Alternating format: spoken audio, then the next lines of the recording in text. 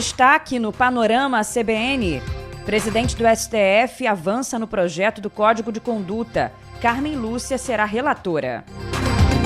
Câmara aprova medida provisória que garante botijão de gás a famílias de baixa renda. Polícia impede ataques à bomba em São Paulo e no Rio de Janeiro. Donald Trump recebe Gustavo Petro após meses de trocas de insultos. Rússia ataca Ucrânia dias antes de novo encontro. Panorama CBN.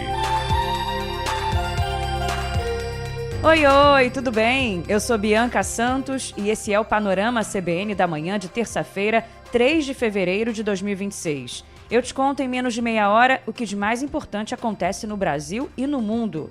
Vamos juntos. Começo contando que a presidente do TSE vai apresentar na semana que vem aos juízes eleitorais uma lista com 10 regras de conduta. A ministra Carmen Lúcia fez o anúncio no mesmo dia em que foi nomeada relatora do Código de Ética do Supremo Tribunal Federal.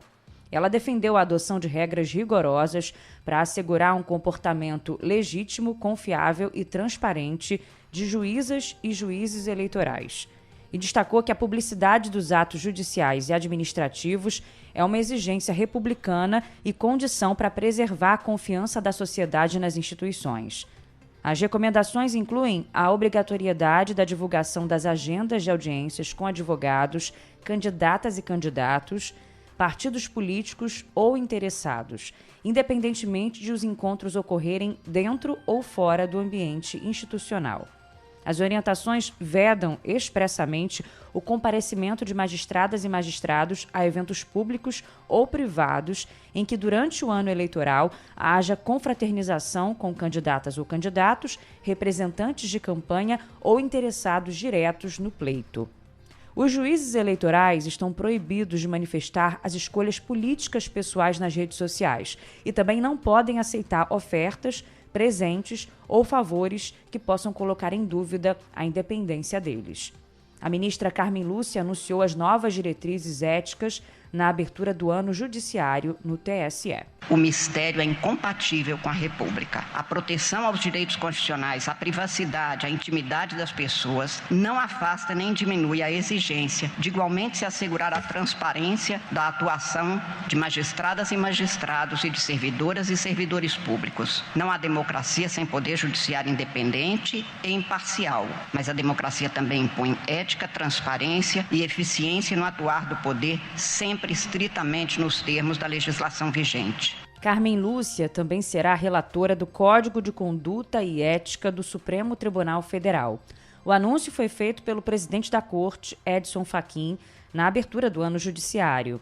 A primeira reunião para tratar do assunto será na quinta-feira da semana que vem. A iniciativa responde a uma série de pressões externas que se intensificaram nos últimos anos, e cresceram com os desdobramentos do caso Master. O presidente do STF disse ontem que o objetivo do Código de Conduta é reafirmar a imparcialidade e a integridade como salvaguardas da democracia. Agradeço de público, como já fiz, diretamente a todos os integrantes desse tribunal, a eminente ministra Carmen Lúcia, por ter aceitado a relatoria da proposta de um Código de Ética, compromisso de minha gestão para o Supremo Tribunal Federal. Vamos caminhar juntos na construção do consenso no âmbito desse colegiado. O caso Master não foi citado diretamente, mas o presidente do STF, Edson Fachin, falou que normas jurídicas são adequadas para lidar com crimes no sistema financeiro e também ressaltou que as instituições precisam rememorar limites. Ele falou que magistrados não são superiores a críticas e disse que o momento é de autocorreção. Não é honesto, quando se fala dos problemas da justiça, refugiar-se atrás da cômoda frase feita que diz ser a magistratura superior a qualquer crítica e a qualquer suspeita, como se os magistrados fossem criaturas sobre-humanas. O momento histórico é também de ponderações e de autocorreção. Entendo que o tempo também é de rememorar limites. O ordenamento jurídico brasileiro é funcional, inclusive no enfrentamento de ilícitos no sistema financeiro. Eventuais práticas irregulares encontram resposta adequada nos mecanismos próprios de supervisão, fiscalização e sanção. E em meio às críticas recentes ao STF, por conta da conduta de alguns ministros, como Dias Toffoli, no caso Master, o presidente Lula aproveitou a solenidade para defender o papel da Corte. O Supremo Tribunal Federal não buscou protagonismo, muito menos tomou para si atribuições de outros poderes. Agiu no estrito cumprimento de sua responsabilidade institucional. Defendeu a Constituição, garantiu a integridade do processo eleitoral e protegeu a liberdade do voto. Por agirem de acordo com as leis, ministras e ministros desta Suprema Corte enfrentaram toda sorte de pressões e até ameaças de morte.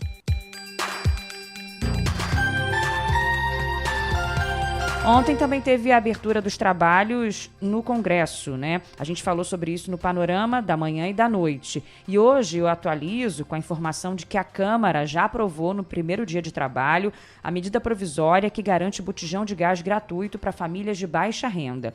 E o Senado pode começar a discutir o assunto hoje. Se o texto não for aprovado até o dia 11, quase 2 milhões de famílias nos 27 estados perderão o benefício. A MP do Gás do Povo é uma das prioridades do governo para 2026, apontadas pelo presidente Lula na mensagem enviada ao Congresso na abertura do ano legislativo.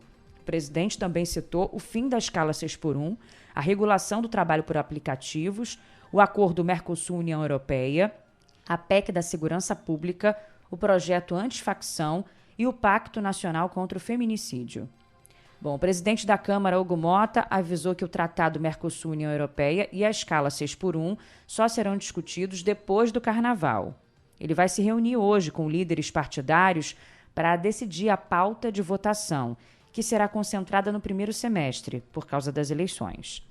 A Nadédia Calado contou no Panorama da Noite, e eu vou lembrar aqui, que no primeiro discurso após o recesso, Hugo Mota defendeu o poder do Congresso para destinar o dinheiro das emendas parlamentares, dando uma alfinetada no judiciário, né? A declaração foi um recado ao ministro Flávio Dino, do STF, que suspendeu o repasse de algumas emendas por irregularidades e falta de transparência. Que 2026 continue sendo um ano de entregas ao país, atendendo sempre às expectativas da população em sintonia com as ruas. E que nós, parlamentares, sigamos transformando a esperança das pessoas em realidade. E cabe a este plenário, soberano e independente, perseguir esse caminho dia e noite, com votações de propostas de interesse do país e fazer valer a prerrogativa constitucional do Congresso de destinar as emendas parlamentares aos rincões Brasil afora, que na maioria das vezes não estão aos olhos do poder público. O problema é que nem sempre o dinheiro das emendas vai para os rincões Brasil afora, né? Às vezes vai para outro lugar. É o que já comprovaram algumas investigações. Bom, mas voltando aqui à programação, para a oposição, uma das prioridades é derrubar o veto total do presidente Lula ao PL da dosimetria. Ainda tem essa discussão pela frente. O projeto que prevê a redução de pena para condenados pelos atos golpistas, incluindo o ex-presidente Jair Bolsonaro. Falando nele, o Superior Tribunal Militar deve dar início, nos próximos dias, à análise dos processos que podem resultar na perda de postos e patentes do ex-presidente e dos demais réus condenados na trama golpista. A entrega dos pedidos deve ocorrer nesta semana. O julgamento na Justiça Militar não é uma revisão da decisão da primeira turma do STF, que condenou o grupo pela participação na tentativa de golpe de Estado em 2022. Ou seja, a Justiça Militar não vai reavaliar as penas aplicadas, mas vai verificar se a condenação penal torna a situação do grupo incompatível com a carreira militar. O procedimento segue a Constituição, que prevê o julgamento da chamada indignidade para o oficialato, para os militares condenados a penas superiores a 2 anos, quando a condenação penal se torna definitiva. Lembrando, os militares condenados foram Jair Bolsonaro, capitão da reserva do Exército, Augusto Heleno, general do Exército, Paulo Sérgio Nogueira, general também, Braga Neto, também general, Almir Garnier, almirante da Marinha. Eles já cumprem as penas de prisão aplicadas pelo tribunal.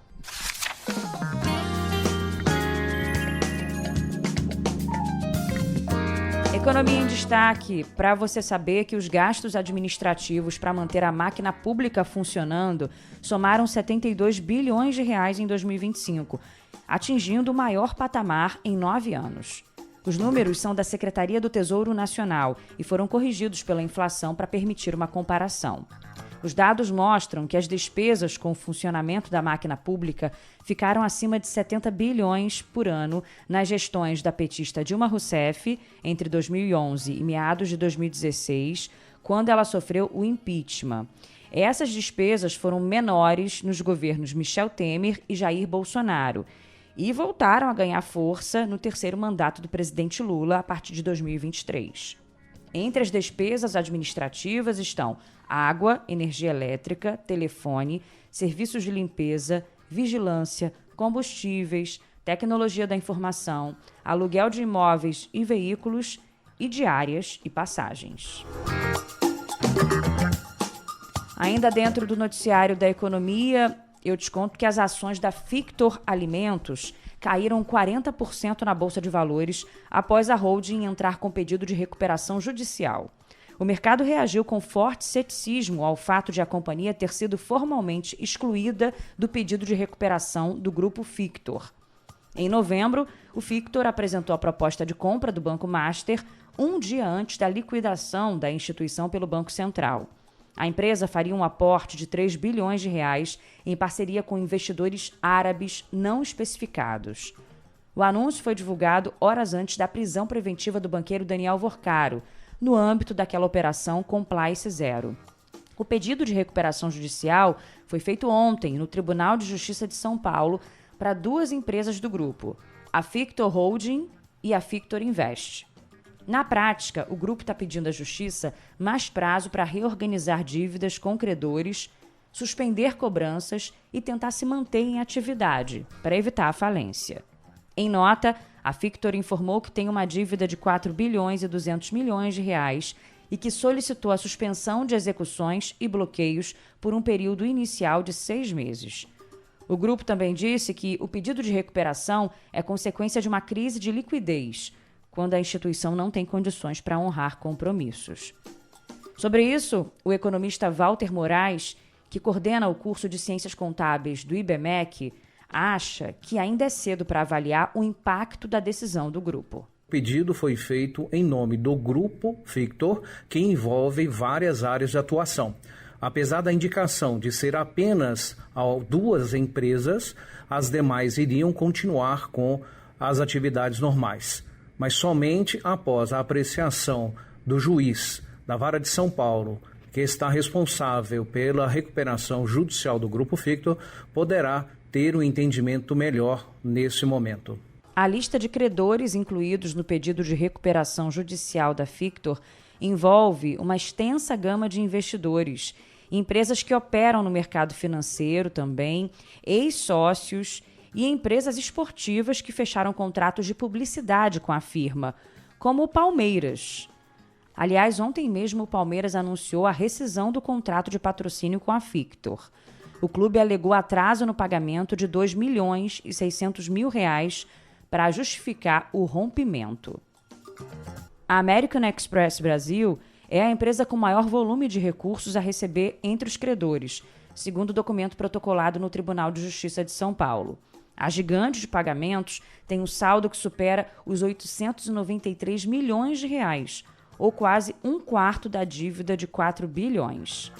A Sefer Investimentos, uma gestora de ativos do mercado financeiro, é a segunda maior credora, com 430 milhões de reais. A companhia foi alvo da segunda fase da Operação Compliance Zero, que investiga fraudes relacionadas ao Banco Master.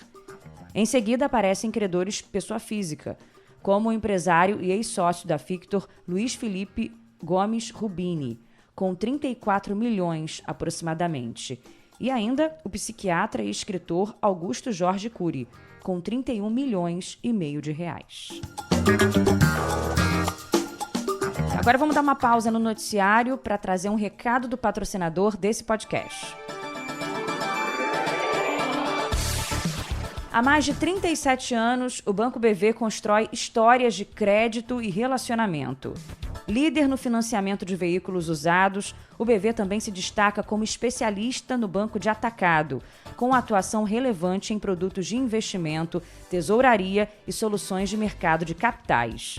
O banco oferece soluções financeiras completas, da conta BV às principais plataformas de investimento. Acesse bv.com.br e saiba mais.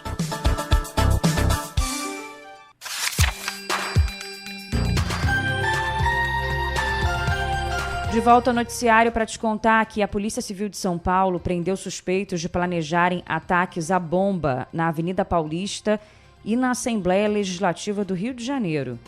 Era um possível ataque que estava sendo planejado para acontecer ontem. Em São Paulo, 12 suspeitos de participar da ação, com idades entre 15 e 30 anos, foram identificados e conduzidos para prestar esclarecimentos. Conforme a Polícia Civil, os investigados, todos integrantes de um grupo virtual que não teve o nome divulgado, planejavam o uso de bombas caseiras e coquetéis Molotov como forma de manifestação sem pauta definida, mas com o objetivo de causar pânico e incitar a violência. No Rio, o ataque terrorista, que seria realizado com o uso de bombas caseiras e coquetel Molotov, aconteceria no centro da capital.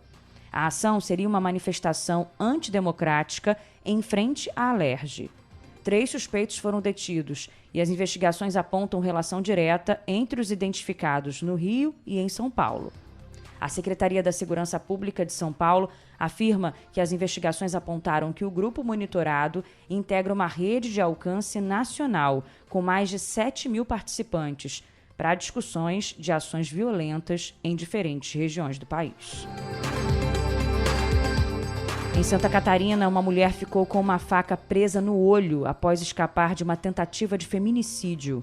Depois das agressões, a vítima conseguiu fugir, pediu ajuda a vizinhos e foi socorrida. O homem, o agressor de 26 anos, foi preso em flagrante. Um homem de 54 anos foi preso após tentar matar o próprio cachorro a pauladas em Juiz de Fora. O animal foi resgatado com vida, mas em estado grave. A polícia militar encontrou o cachorro em sacos de lixo. Além da prisão, uma multa de mais de R$2.000 foi aplicada contra esse criminoso. No caso da investigação da morte do cão Orelha em Florianópolis, o delegado-geral da Polícia Civil de Santa Catarina está rebatendo críticas sobre o andamento do caso, da investigação. Ele disse, o delegado Ulisses Gabriel, que no estado catarinense, bandido não é vítima da sociedade. Bom, ele está conduzindo as investigações e descartou a participação de um dos adolescentes na história. Inicialmente, 4 eram investigados por envolvimento no crime, Lembrando que no fim de semana, em várias cidades pelo país, manifestantes pediram leis mais duras para quem agride animais.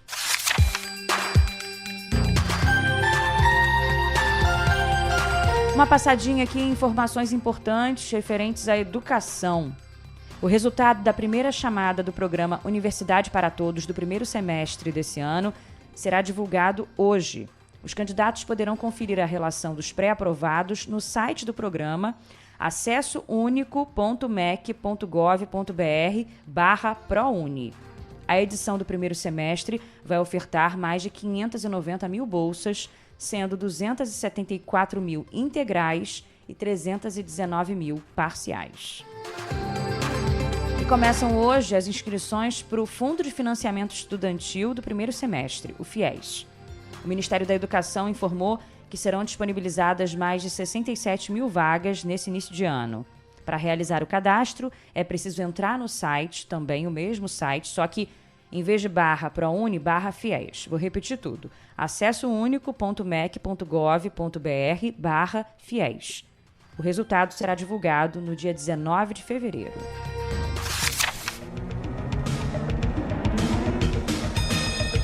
Noticiário internacional em destaque. A Rússia lançou um ataque maciço contra a Ucrânia nesta terça-feira.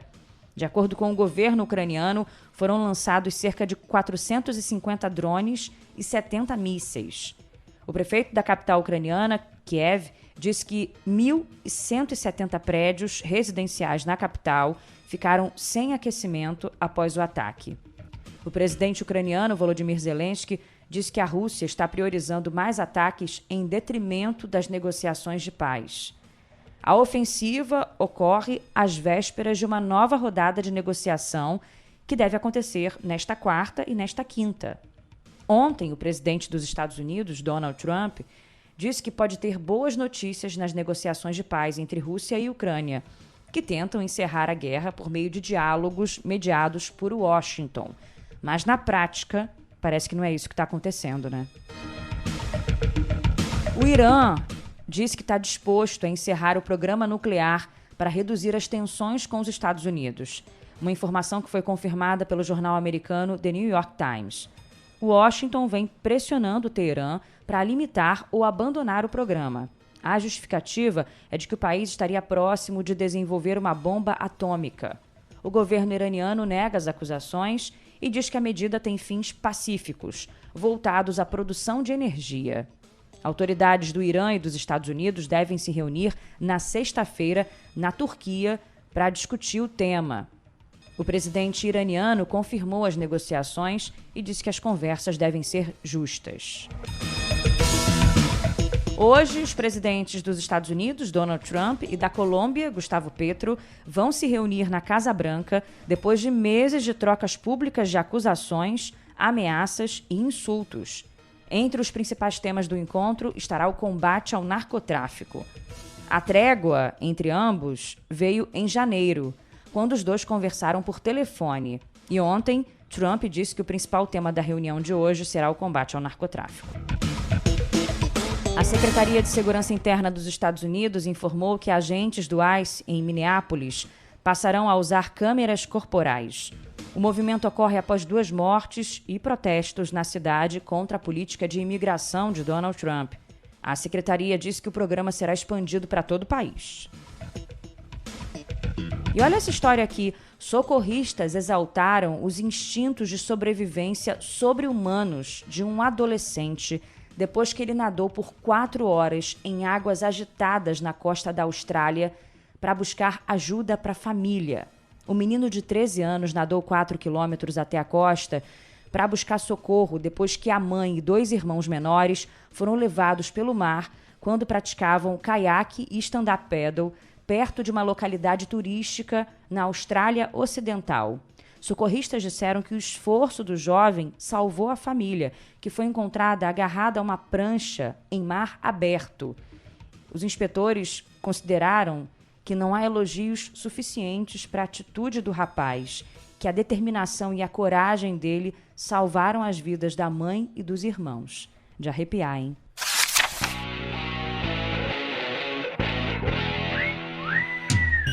Agora o futebol.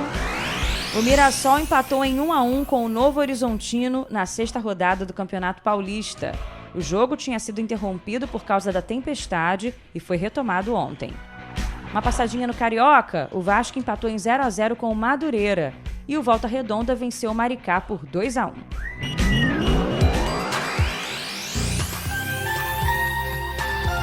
E eu vou encerrando por aqui o Panorama CBN da manhã de hoje, junto com o nosso DJ Laerte Afonso e o nosso editor Edmilson Fernandes. Lembrando que tem o Panorama CBN da noite, que está sendo apresentado por Nadédia Calado. Ouça sempre as 2 edições para ficar por dentro de tudo que acontece no Brasil e no mundo. Um beijo grande, obrigada pela companhia e até amanhã.